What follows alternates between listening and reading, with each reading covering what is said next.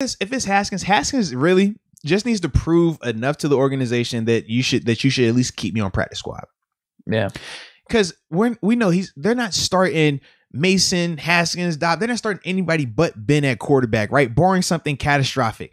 So we're not looking at Haskins as a starter. We're looking at him as, is he a guy that is worth investing in to let him develop, to let him buy into this culture? And then when Ben steps away, now give him that legitimate opportunity. That's what we're looking at with Haskins. So I think, man, for him, first impression, showing just the maturity, just can you stick? Can you continue to be a sponge and learn? When you're in training camp, when we give you these new calls, because in training camp, the way that the learning progress works is you come in during mini camp, OTAs and mini camp, and we're going to give you the full playbook and we're going to go through the install, right?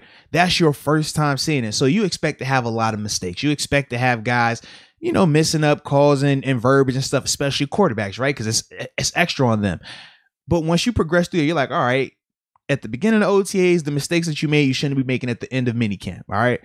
Now you get to training camp. And now we're going to reset. We're going to give you that same install, but we're going to start it all over. So not only have I given you the install in OTAs, not only did we do another reset of the install for the minicamp portion, but now we're going to do another reset, new install in training camp. So for Haskins, him starting fast shows that not only have I been paying attention at these parts, but I've also learned from my mistakes that I made in those parts and I've corrected them. If he's doing those things, then now the team is going to look and say, all right, he's at least worth being on a practice squad, because Haskins, he'll be able to stash on a practice squad. I promise, like, he can do that just because of the controversy about how mature he is and things like that.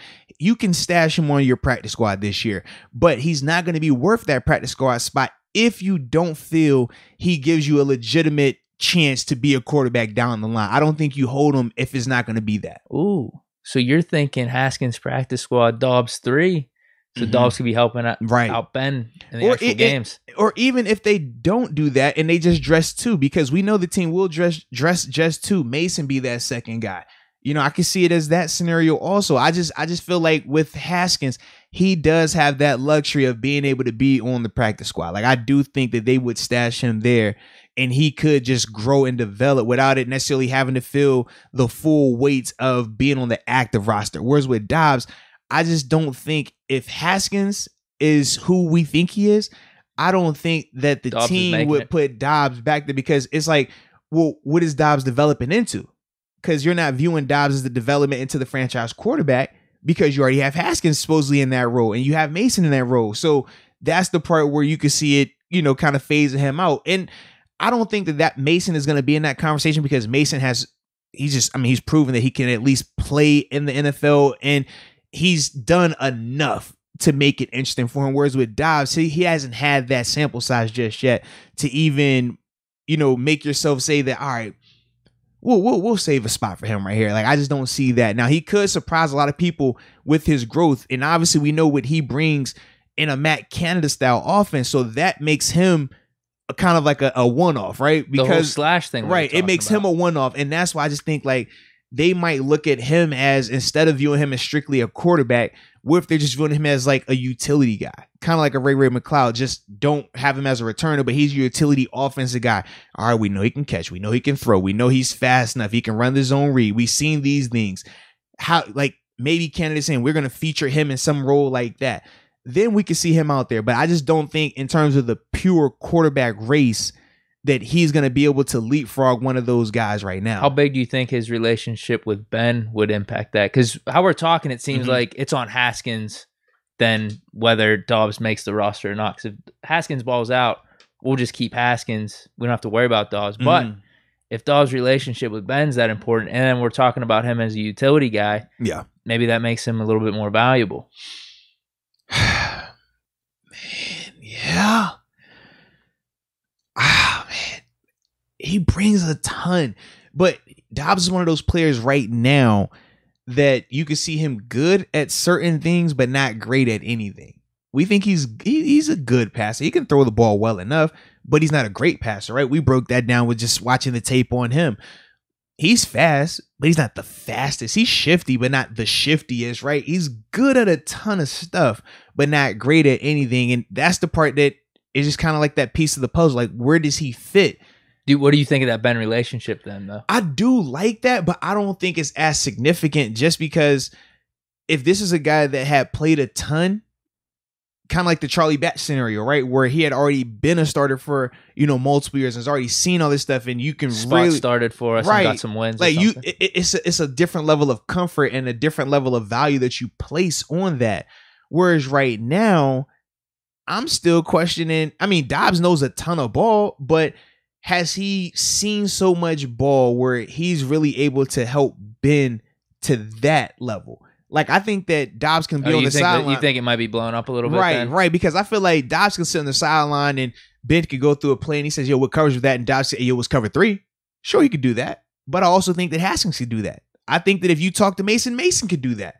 So that's the part where I'm just like, with Charlie could tell him like, yo, Ben, he was like, yo, Ben, this is the coverage they're going to do.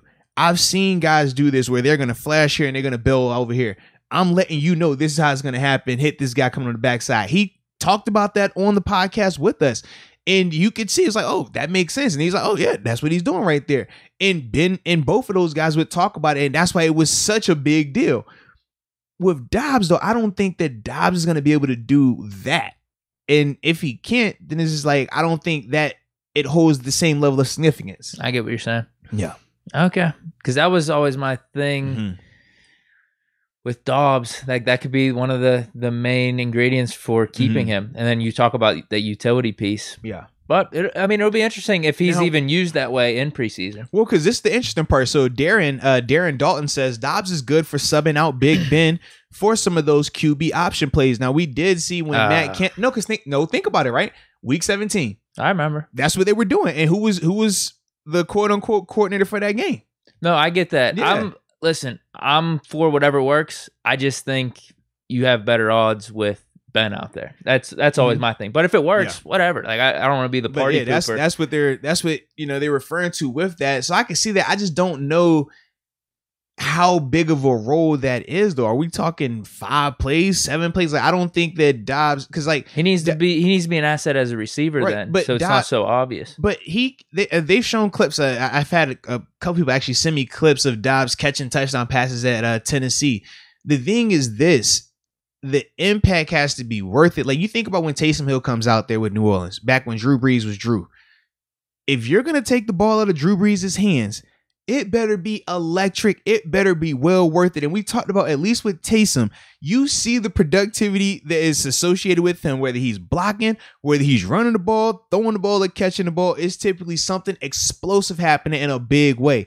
We just haven't seen that with Dobbs just yet. Not saying that he's not capable of it, but we haven't seen that just yet. So I'm not big on taking it out of Ben's hand to just put Dobbs out there for the sake of running a trick play. If it's significant and if we actually producing and Dobbs shows that he can do more of it, okay, cool. But I don't want to just do that just for the sake of doing it. Yeah, that's my thing. Yeah, man. We're kind of on the same page with that one then.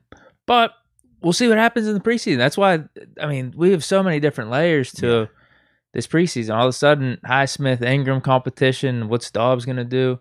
Haskins, Mason. There's a lot of things we're going to be looking out for. No, it's running back too. It's a legit conversation.